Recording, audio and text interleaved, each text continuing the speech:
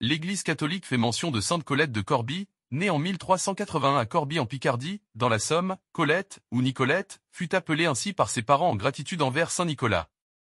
Âgés et n'espérant plus avoir d'enfants, ils l'invoquaient avec grand espoir, et furent exaucés.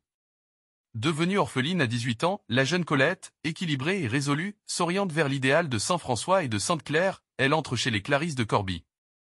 Déçue par la tiédeur de leur couvent, elle les quitte pour se faire recluse dans un ermitage aménagé entre deux contreforts de la collégiale Saint-Étienne de Corbie. Dans une vie intense d'oraison et de pénitence, elle garde au cœur la volonté de ramener les sœurs à la vraie vie évangélique de saint François. Elle décide de se rendre auprès du pape pour faire confirmer sa mission. Audace d'une jeune sœur qui n'a que 25 ans. D'autant que c'était la période du grand schisme qui déchirait l'Église. Il y avait 2 ou même 3 successeurs de Saint-Pierre, l'un à Rome, l'autre en Avignon et un troisième quelque temps à Pise. La France dépendait alors du pape d'Avignon Benoît XIII. Colette ira le rencontrer à Nice. Frappé par la force d'âme de la jeune réformatrice, il la nomme abbesse de tous les monastères qu'elle ramènera à la ferveur des origines, non seulement les sœurs Clarisses, mais aussi les frères mineurs et le tiers-ordre de Saint-François. Malgré de multiples oppositions en Savoie, Picardie et Bourgogne, sœur Colette fonde un nouveau monastère à Besançon.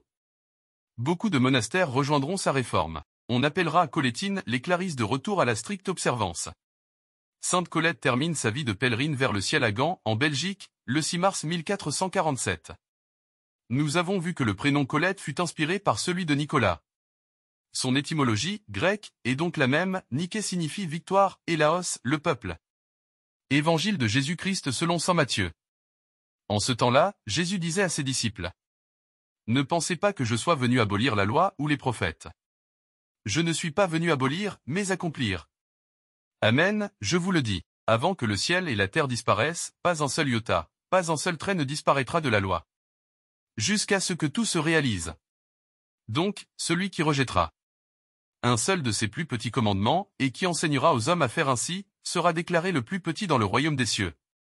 Mais celui qui les observera et les enseignera, celui-là sera déclaré grand dans le royaume des cieux. Acclamons la parole de Dieu. Louange à toi Seigneur Jésus.